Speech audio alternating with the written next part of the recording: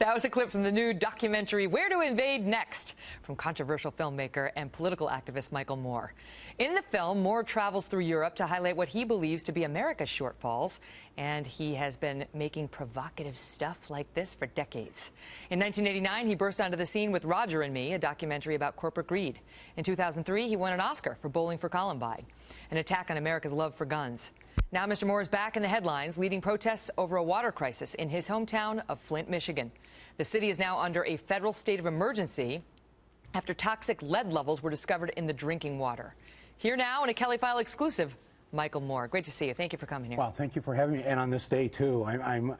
I don't know, what does this feel like for you? Because you don't want to be the story. You're a journalist. I get to ask the questions here. You have to answer. Well, I feel bad for you. You know that you're being attacked by. I don't. What's he afraid of? I'm sitting here. I don't feel any fear. Right? You shouldn't. I'm a pussycat. Yeah. Yes, Donald. Donald, come now. Come sit beside me. Stop that. I'll hold your hand. She's fine. Stop that. She's fine. When you can talk about the movie. Sorry. No, we don't want. No, plug in a movie. No, that's not why I'm here. Where do we I'm on Fox next? News. Is it Iowa? Is that where you're going to invade next? Well, no, but there are people there. All right, let's talk about the movie in a second. But first, I want to talk a little politics. Sure. Yeah. So I'm figuring you for a burn, baby, burn kind of guy. Am I right? Well, I think I endorsed him in his very first congressional race. I went up to Burlington and did a rally for him. Weren't you like two? No, thank you. That's so nice of you. You're okay, aren't you? You're not feeling bad right now. I'm feeling very good. Yeah, okay, because I was thinking I was going to have to hey, maybe I'll take you out to dinner afterwards. And would you stop? Would you talk about? We could talk. You can emote. Emote. Get it out. You know what I'm saying? I'm here for you. That's just what I'm saying. I had no idea that there was a side to you. You just didn't deserve to be treated this way. And I'm fine. Okay, but in all seriousness, let me say this partly to answer your question and not to answer it. You have done something that Jeb Bush, Chris Christie, Rubio, Cruz, none of them have been able to do, which is to essentially frighten him, make him run, shut him down. On from the Trump situation. But you've done everybody's tried to do this for months, and you did it. And we're on. Okay, I'm sorry. I don't know. I meant to behave myself. This is why O'Reilly never had him back. No, he didn't have me back because I won the debate. But that's okay, Bill. Anytime, I'm here. All right. So this is why I ask you about Hillary versus Bernie, because I went back, and to be perfectly honest, I don't know that much about you. I've seen it. I've heard about a couple of your movies. Yes, I'm an Eagle Scout. Press coverage. But I went to the seminary to be a priest. This is April 2008. You're trying to butter me up with the Eagle Scout. No, I'm just. You didn't know anything about me. I'm going to tell you. You didn't like Hillary Rodham Clinton back in 2008, saying that the way she was running you found disgusting, and really found Barack Obama to be the more decent person. Now, 7.5 years later, how do you feel? How do you about both of them? Well, first of all, I like Hillary, and back in the 90s, my first book, I had a chapter in the book called My Forbidden Love for Hillary, and basically I made the case for why she's a good person and she's been treated wrong. And so why were you calling her disgusting? Well, I think some of the things she said in one of the debates about Obama, I just thought were a little low. Yeah, that's a fair weather love. Yeah, that's true. You should not go out to dinner with me. Don't worry. No, it's a bad idea. I won't. No, okay. So what about Barack Obama? Because he was beloved. I mean, you really thought he was the messenger. Yes, I voted for him. I voted for him twice. The country, yes. Hope and change, going to bring us together. Yep. And then you said, you know what? Years into it, he's only going to be remembered for being the first black president.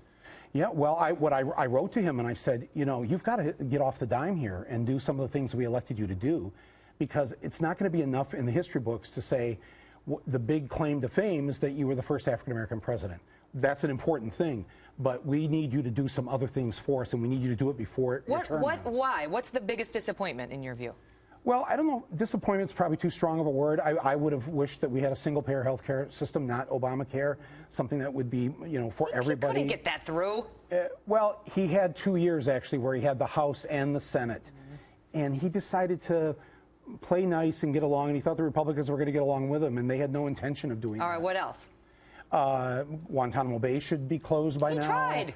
He's tried to do that. That's what I'm saying. It's not like huge disappointment. You're tough. I'm just, look, he exists in that office to serve the people of this country, including both the people who voted for him and didn't vote for him. So, is there anybody? But I'm very happy that we've had him for these 8 years. Believe me, after what we had before that. Anybody on the GOP side you could get behind? I would get behind all of them and take them and push them Oh. Somewhere. No, on the you know, I gotta say, my grandfather was the head of the Republican Party in the town that I grew up in. Oh. And yes, but back then a conservative meant that you conserved your money, you had family values, you know, you conserved the earth, the air, the water, God's gifts to us. That's what Republicans believed back then, and those days seem to be gone. I know it's hard for Republicans who have those feelings, and they have nowhere really to go right now. Let's talk about the movie, because Sure. The suggestion is this is just yet another indictment of America. This is what ticks people off about Michael Moore. Why, they think you hate America. Yeah, I don't get that, because one of the great things about being an American in this great country is the ability to criticize what's going on and try to make it better. Yes. All my films, I tell people, there's people watching this right now, I'll never watch one of his films. I swear, if you watch one of my films, you may not agree with me politically, but you'll know 3 things about me. I love this country, I have a heart, and you will laugh at least a half a dozen times during the movie. We're getting that feeling just from this interview. Yeah, well, you know, no need to watch the movie. We could just go another 90 minutes, you and I. And but is it a war thing? Because you're saying where to invade next. It's not, because you're trying to get us to move to where, Slovakia? No, I don't want anybody to. No, we have to stay here. We want to live here. We have the First Amendment. We have the Second. We have all these wonderful things here, that, like the Bill of Rights. I wouldn't want to live anywhere else. This is the best country to live in. What I want us to do is to aspire to be better. And what we've done is we've helped these European countries since World War II. Mm-hmm. They've gone ahead and done some great things in terms of helping their people. Paid maternity leave, school lunches are not crap on a styrofoam tray in France. You can take that up with Michelle Obama. Yeah. It used to be delicious pizzas and cheeseburgers when I was in school. Now it's crap on a tray. You did not eat a lot of that pizza. I did. You should have seen me. They really? came. They sat me Do we down have a in photo? 8th grade. Is there a photo? And my little friend told me that I was chubby, and then I decided in that summer I was going to lose some weight. Wow. But he really is like Dr. Phil. I'm confessing it all. And if you can give me some tips afterwards on how to do that, I would be. I ran every day. I ran. But really, right now, I would recommend the F Factor diet, because that is a great book and a great way of eating. Tanya Zuckerbrot. Do you get 10% of that? No, I don't, unfortunately. Okay, I just like her, and it works. You just sold a lot of books. Before you leave, we're going to give you some fiber crackers. All right, we got to go. Thank you. And before I leave, I just want to say again, you know, Roger Ailes, Rupert Murdoch, you know, it's to get elected president in this country, you have to come on this network. You have to play ball with this network. Donald Trump today said, I'm not playing ball with this network. That's a historic moment. And it's going to be interesting to see, you know, where the real power is. Trump thinks he doesn't need Fox News. I think Fox News probably has something else to say about that.